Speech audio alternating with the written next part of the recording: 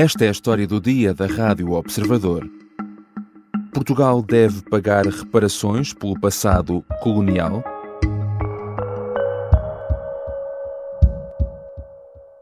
O que fizemos lá, nos massacres, teve custos. Há que pagar os custos, se ainda é possível pagar hoje, paga-se.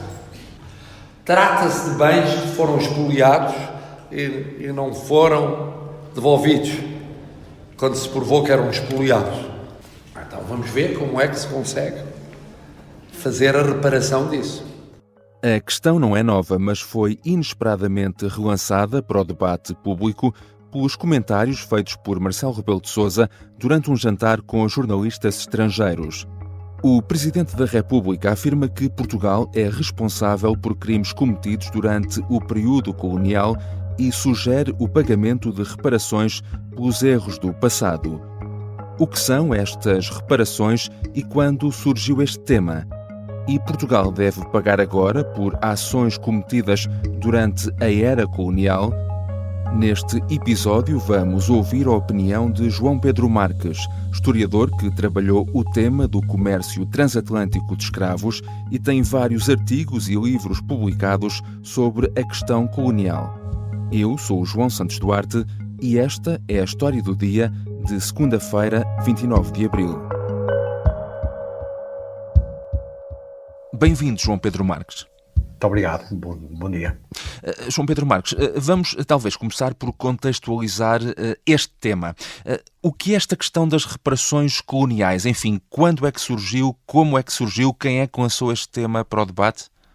Tanto quanto eu consigo perceber, isto é qualquer coisa que nasce, ou pelo menos que se afirma publicamente lá na década de 90, na viragem dos séculos, do século XX para o século XXI, claramente aí por essa altura. E começa a surgir nos fóruns internacionais, por exemplo, em Durban, em 2001, se eu não estou enganado, começa a haver a tentativa de forçar os países, os antigos países coloniais, o Reino Unido, a França, Portugal, a Espanha, etc. A Espanha menos, enfim, por aí fora, a aceitarem duas coisas. A aceitarem, em primeiro lugar, que a prática do tráfico transatlântico de escravos tinha sido um crime, pedir desculpa por esse crime e depois, em função desse pedido de desculpa, aceitar o pagamento de reparações por esse suposto crime.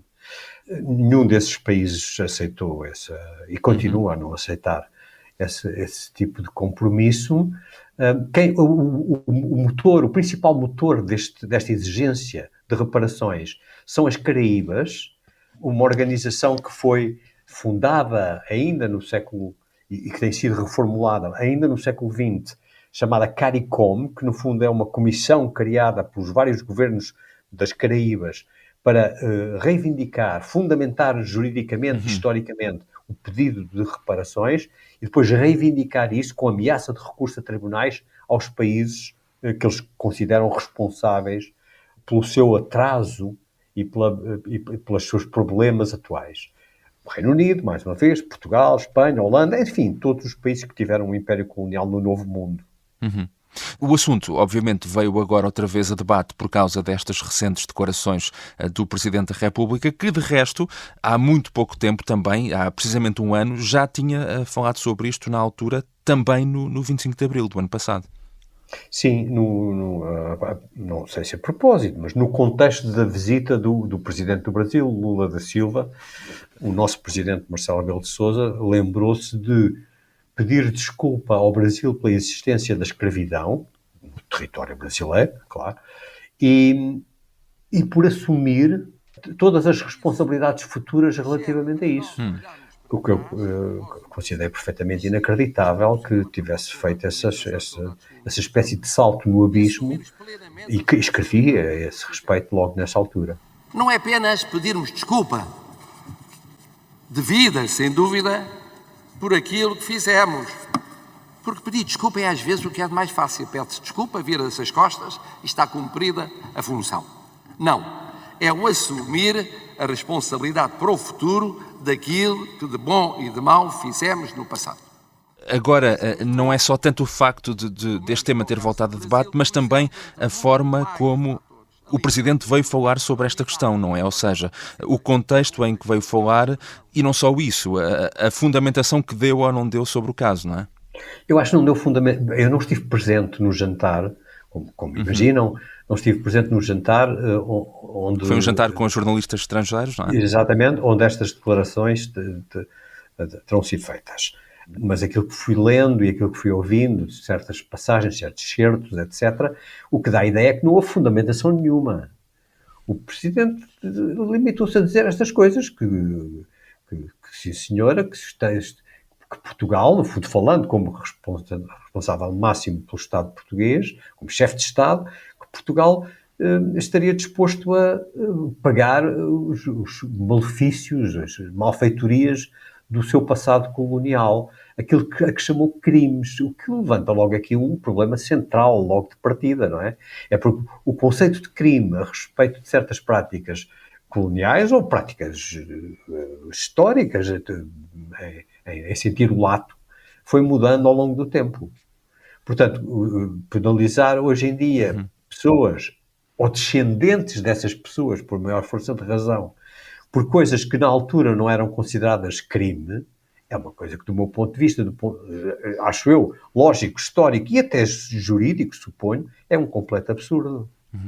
É importante então também, vamos tentar fazer isso, contextualizar bem esta questão do comércio transatlântico de escravos, por exemplo, e o João Pedro Marques tem muito trabalho feito sobre isso. Como é que decorria este comércio feito pelos portugueses para o Brasil? Eu penso que há aqui também um dado interessante que é, em muitos casos, por exemplo, embora a coroa tenha obviamente beneficiado muito disto, era feito também muito por particulares, certo? Era feito só por particulares, ou praticamente só por particulares. A coroa beneficiava através dos impostos que lançava, porque era considerada uma transação comercial como qualquer outra. Portanto, era um comércio de pessoas, não é? Comércio de escravos, um trato de escravos. E, portanto, havia impostos de saída nas alfândegas e de entrada. Era esse o benefício da coroa relativamente ao comércio de escravos. Depois era um negócio gerido pelos africanos, que vendiam os escravos e que lucravam com essa venda, e pelos comerciantes europeus, nós estamos a falar no caso português, mas evidentemente também é o caso inglês, francês, holandês, dinamarquês, etc., por aí fora, e pelos comerciantes brancos que adquiriam esses escravos aos potentados africanos ou aos comerciantes africanos e que depois se encarregavam do seu transporte para um novo mundo. Mas, quer dizer, isso aí era um negócio de particulares, sobretudo brasileiros, isto é, portugueses residentes no Brasil. Para se fazer uma ideia, só nem chegou a 4% das viagens negreiras partiram aqui de Lisboa e portos aqui do Portugal europeu. Todo o resto do tráfico transatlântico feito a coberto da bandeira portuguesa partiu do Brasil. Partiu do Rio de Janeiro, de Salvador, de Pernambuco e por aí fora. Portanto, e estava na mão de particulares que afartavam os navios para transportar essas pessoas ou que depois ganhavam ou tentavam ganhar na compra e venda destes escravizados. E esse comércio continuou já depois do Brasil se tornar independente, não? Continuou. Continuou e em larguíssima escala. Continuou e terminou só no princípio dos anos 50, de 1850, quero eu dizer. E para se fazer uma ideia, para se ter uma ideia do nível a que os brasileiros, já independentes de Portugal, importaram escravos, basta dizer que nesses 30 anos, entre 22, que foi a data da independência, e 52, que digamos que foi a data em que o tráfico para o Brasil terminou, por ação direta dos ingleses, mas isso é uma parte. Nesses 30 anos, o Brasil importou qualquer coisa como 1.300.000 pessoas. 1.300.000 pessoas. Esse 1.300.000 pessoas não podem ser assacadas à responsabilidade política das autoridades portuguesas, que na época já não a tinham. O Brasil era um país independente. Quem defende o pagamento de reparações tem estudos sobre isso, ou seja, avançam com valores que estariam implicados? Sim. Aquilo que referi há pouco, daquela CARICOM, a Organização dos Países das Caraíbas, que se associaram para exigir pagamentos aos Estados europeus envolvidos no tráfico de escravos, apresentaram o ano passado um estudo muito extenso, feito por juristas e com o alto patrocínio de um juiz, de um juiz muito credenciado, que aponta, calcula, não é?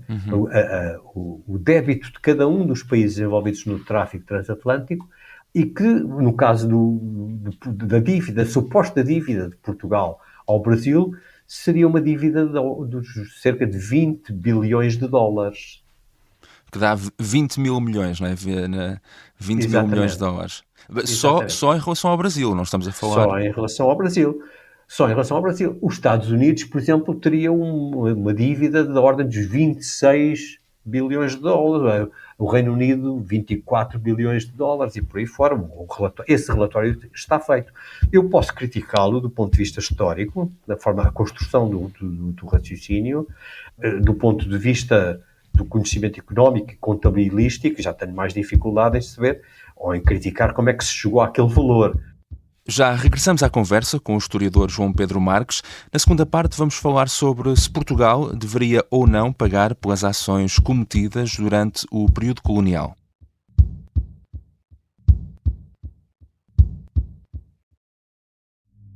Esta é uma história de guerra. Dá-me uma catanada aqui na cabeça, abre-me a cabeça. António Lobato foi o português que mais tempo esteve em cativeiro na Guerra de África. E diz-me assim, dá a faca. E eu digo assim, vem buscá-la. O Sargento na Cela 7 é uma série para ouvir em 6 episódios que faz parte dos Podcast Plus do Observador. É narrado por mim, Pepe Rapazote, e tem banda sonora original de Noiserve. Os Podcast Plus do Observador têm o apoio da Onda Automóveis.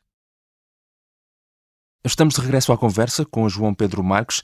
Há pouco já referiu que entendia que não se pode falar em crime nestes casos, por isso presumo também que, na sua opinião, não haverá lugar ou não faz sentido falar em pagar reparações, não? Não, na minha opinião, não. Estamos a falar relativamente ao tráfico transatlântico de escravos. Relativamente a outras questões têm que ser analisadas caso a caso. Relativamente ao tráfico transatlântico de escravos, não faz qualquer sentido pagar reparações. Por muitas razões. Mas eu chamo a atenção do seguinte. Não se trata aqui de uma prática que tenha sido imposta, por exemplo, aos africanos ou inclusive aos brasileiros. Foi qualquer coisa que resultou de um mútuo acordo. Os africanos não participavam neste negócio. Quando eu falo nos africanos, estou a falar das autoridades políticas africanas. Não participavam coagidos neste negócio, participavam porque eles próprios consideravam que tinham lucro nisso e que tinham vantagem. Portanto, pagar-se-iam reparações. Com que fundamento? Se foi um negócio, horrível negócio, evidentemente, mas foi um negócio por mútuo acordo. Não faz sentido nenhum. E é aqui então que entra a tal questão do anacronismo, é isso? Ou seja, defendendo isso, há luz no fundo que não se poderá julgar períodos da história tendo em conta a lente contemporânea ou critérios contemporâneos. Eu acho que absolutamente não. Não. Aliás, permita-me dar-lhe um exemplo. Se puder, se tivermos tempo para isso. No século I, no tempo de Nero, em Roma, houve um escravo que matou o seu senhor. Um homem da classe senatorial. A lei romana previa que no caso de um escravo um escravo doméstico, matar o seu senhor, todos os outros escravos eram crucificados. Todos os outros escravos eram crucificados.